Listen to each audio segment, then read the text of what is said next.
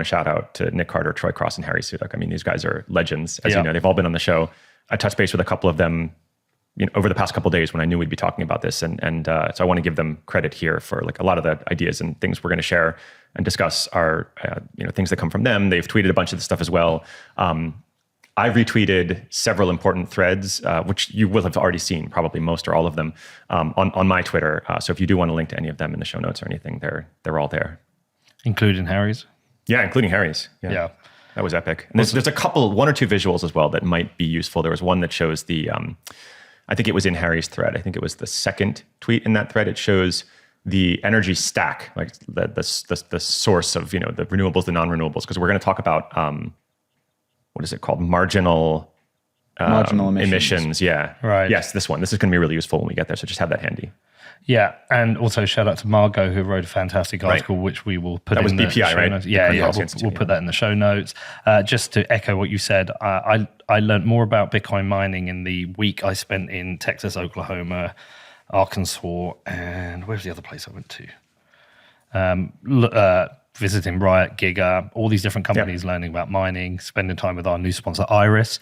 I've learned so much more about mining and energy in that period. Like it basically, in the space of almost 2 weeks, I learned more about Bitcoin mining than I'd learned in 5 years making the podcast because I've seen it up close. Yeah. And so, but it only took me a week of talking to the right people. And by the way, I agree with you. Like sometimes I think as Bitcoiners, we're also full of shit sometimes. We spin yarns, tell narratives which are completely untrue because we believe them. Or sometimes, we aren't as forgiving as we should be. Like, this stuff's hard. I can understand a journalist can be ignorant and make mistakes. By the way, I think this one is malice. Yeah. But at the same time, it's very, very challenging when you see an organization like the New York Times attacking a technology which we know supports people around the world, outside of America, that is used by activists, human rights activists, used by people who are suffering under various forms of oppression. Whatever you think about it, it is a tool that is helping other people. So for them to so openly attack it, to me, smacks of evil. No, I agree. And again, this is just goes back to what I said. I'm having it today. I'm fucking not having it. It makes me sad, and they've declared war on Bitcoin. It's fairly obvious. I think what you said a moment ago about the human rights use cases for Bitcoin. I mean, obviously Alex Gladstein, the HRF, those folks are doing really important work there, and that's undeniable. I mean, that those things are happening. We've heard those stories. We've met activists who, for whom it has made a huge difference and moved the needle, and That side of the story has been told as well. So the fact that it's not covered is really sad. Right. So let's get into this. Bitcoin mining killed 40 people. What the fuck are you doing? Yeah. Again, my point about malice rather than ignorance. I mean, the fact that this is the first piece of the article, right? They talk about Winter Storm Uri, right? In February 2021, which hit Texas over the span of a few days. It was an extreme weather event. I think it was 60 degrees Fahrenheit, obviously, like below regular temperature. What's that in British language? Oh, that's is that minus 32, 33 degrees centigrade colder than usual, right? It's 9/5, 5/9. Hold on, 60 is 15 degrees. 15 degrees colder than normal. No. It's more than that. It's more than that. Pretty good day here. It's more than that. Just multiply by 5/9. That's the ratio between centigrade and Fahrenheit. Because we're talking about a temperature differential here, not okay. I've got temperature. That makes sense. Makes sense. Yeah. Okay. So it's something on the order of 30 degrees centigrade, below normal, and it caused a lot of power generation to go offline, is my understanding, right? So there was water that froze inside like gas wells, and I think to some, I think maybe even the nuclear power generation was impacted, and wind, and was impacted. So it was really a truly freak event. It was obviously very complicated. I remember hearing stories at the time about friends in Austin who, were freezing at home, right? Their electricity failed. They didn't have any heat. I mean, what was the number? 20 people, 40 people died? Well, 40, yeah. So that's the quoted number, but the suspicion is a lot more people died. So when I was out there making the film, I met a lady and she said, I think we were lied to about the number of people who died. But it's tragic. Yeah. But so then to draw this false equivalence and actually not suggest, but just state explicitly that, Bitcoin miners had a major role to play here, I think is worse than disingenuous, right? I think it is malicious. If there was no Bitcoin mining in Texas at the time, the infrastructure still would have failed because it was an infrastructure issue. Right. That is commonly known. It was an infrastructure issue. Yeah, no, I agree with that. I think Harry made the point in one of his threads. Let's see if I have it in my notes here. That, so this is powerful. During Winter Storm Uri, miners returned enough electricity to power 1 million homes, the equivalent of adding an average-sized nuclear reactor to the Texas grid, right? So this was in Harry's Twitter thread. They didn't tell that side of the story, right? And so that gets into demand response. We'll talk more about demand response and why it matters. But so the Bitcoin miners did what they were supposed to do. When the grid, when ERCOT, through this demand response program, asked them to reduce their consumption, they did, and they did it immediately and returned power to the grid. And we should talk about demand response because historically it would be to call up a smelting plant to power down, which is or a university, or in some cases residential buildings as well. They're much, how do I put it? They're much less good at demand response than Bitcoin miners are, and that's, I think, part of the issue here. If you read this article, you'll see that the way that demand response is discussed in the article, they're talking about it's kind of like it's unfair, right? You get this sense it's unfair. It's unfair that Bitcoin miners are so good at demand response and they're able to take advantage of this system, which existed long before Bitcoin, right? So it comes from at least the 2000s. I don't know exactly how far back demand response goes. But another fun point here is that the New York Times has covered demand response in a very positive light many, many times. There's a long list of articles, at least a dozen, covering demand response very, very positively. I think I have my favorite one here. Okay, demand response. There was a Supreme Court decision. So basically, sometime, 15-ish years ago, there was a court case brought by utility companies claiming that, demand, it's unfair somehow, and companies shouldn't be reimbursed for returning power to the grid or for shutting down. And the court ruled that no, this is perfectly legal. And the New York Times said this is a brilliant decision, and it's a common sense. I think it had something like common sense in the title or something. Common sense decision. So the EPA has written positively about demand response. What was Sean Connell talked about this. He talked about there's the report that was done about creating this specification for the best form of demand response. I don't know what the report But is. anyway, there was, whoever it was, some association, some government body, some state body in Texas. I know what you mean. So let me pull it up. There was the US Department of Energy basically have obviously said over and over again that demand response is like a vital part of the grid. So they've gone against like the Department of Energy. Yes. They've completely flipped the narrative, and I've no idea why. But the Department of Energy created a specification for how demand response should work. Mm-hmm. And as I understand it from what Sean told us, is Bitcoin miners were the only industry that met the entire specification.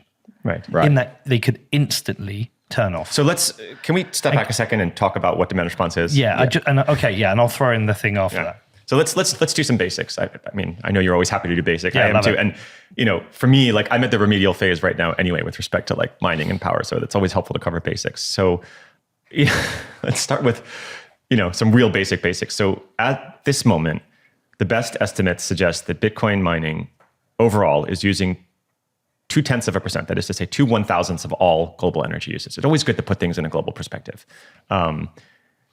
That's pretty small.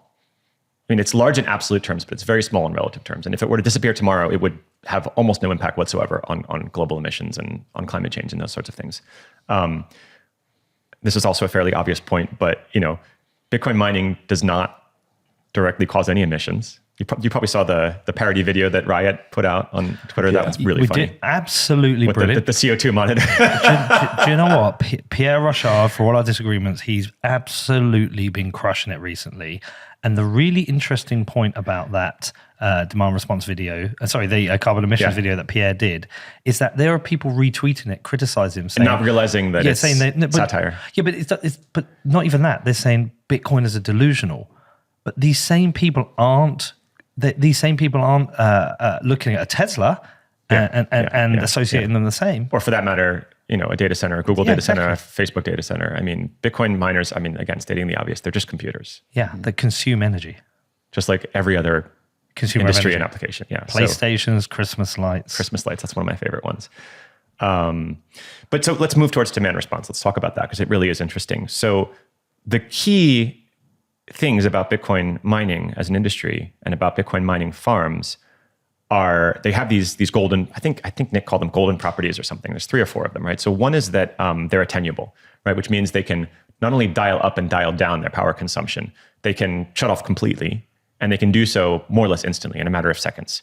As far as I'm aware, that's not true of any other industry. You talked about coal smelters and aluminums and metals and things. They're attenuable to some degree, right? They can reduce power consumption, but it's only on the order of 10, 20, maybe 30% in the extreme. And they can only do that for some short period of time, for a few hours, because metals start to harden if you kind of let them cool too much. Whereas Bitcoin miners can stay off as long as they need to, right? So these are really unique properties and they're really important properties. And I think this is where the nuance comes in that people who don't do their homework don't understand. So this is where I just wanted to throw the piece in, where I've spoken to both Lee Bratcher at the Texas Blockchain Council and Sean Connell. And I can't remember the period it was, but there was a time when there was a panic from the grid, and the grid said, we are absolutely... we need them. Why are the miners not turning off? Why are they phone up Lee? So why are the miners not turning off? We've got an issue. We need the power. We need the power. By the time Lee had spoken to the miners, they had automatically switched off. The problem was they work so perfectly because they react to the pricing in the market that they turn off the very second you need them to turn off. Right. Not early. Right. They can't turn off early because they react to price. Right. They see the price and they turn off. Right. And so it works so perfectly. I mean, Sean even showed us that. Have you got that chart? I'm just opening it up now. Yeah, this chart is absolutely brilliant because it's basically an inverse chart between mining and price. And when the pricing's wrong, they turn off. Right. So this was like a live view of their mining operation. That's really fascinating to see it like this. Yeah. And this is the obviously them powering down as energy prices go up, and it's almost instantaneous. Is this Winter Storm Uri, or is this a different? Do you know? This must be later because this is December 2022. But there was a bad winter storm in December as well. There was. But yeah, so they are, you can literally see where the first bump in the price comes over that line, it becomes unprofitable. They immediately turn off, and then there's a massive ramp up in pricing. But they actually integrate. It's such a perfect system designed based on economic incentives for miners to be the best demand response. Yeah. So what is demand response? I mean, I think it's fairly self-explanatory at this point, but it's maybe worth saying just a word or two about it. And I mean, again, I'm not an expert here, but it is I guess you could call it that, a program or a system of economic incentives that some grids, including the ERCOT grid, the Energy Reliability Council of Texas, is that right?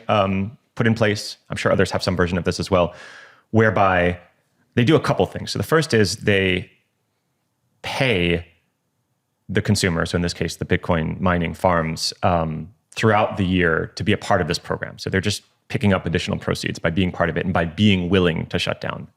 Right. And I think that they talked a little bit about this in the Times article as well. And then the second and more interesting piece is that when the grid is on the verge of breaking down, which happens something like 2 to 3 times a year, right? So it's a very infrequent thing. Then they would get paid more to actually do what we just saw in that graphic and actually just like attenuate or just shut down completely for some period of time. I mean, it's pretty simple and it's really good economics. Yeah. Right? It's the reason every time you switch on your light, the light comes on. That absolute basic privilege that we have that we take for granted. Yeah. Well, and that hospitals don't need to reduce their energy consumption during emergencies because you have other energy consumers who are able to, willing and able to reduce consumption. So in this respect, it protects the grid.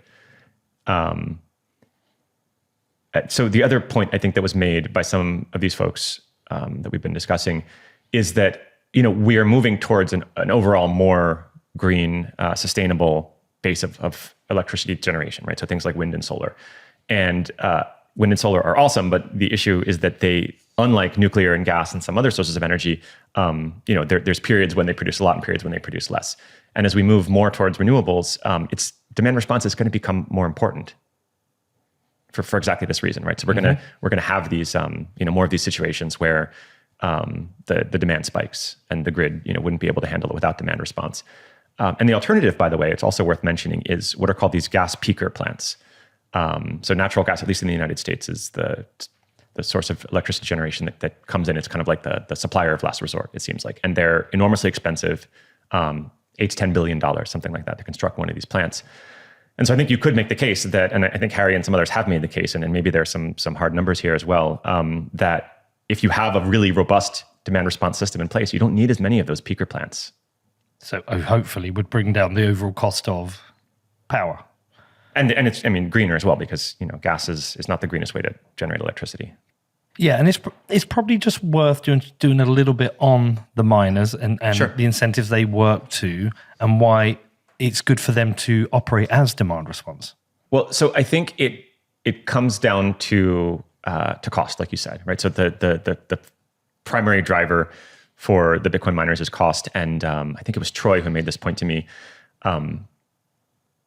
It's a perfectly competitive market, or it's the closest thing we have in the real world economy to a perfectly competitive market. Why? Because the barriers to entry are very low, because they're location agnostic, right? So mining is already extremely competitive, and it's only going to become more and more competitive. And as a result, Bitcoin miners are already very price sensitive, as we saw in that graph a moment ago, and they're only going to become more so in the future. And therefore, it's going to be really important for them to participate in programs like demand response to be profitable.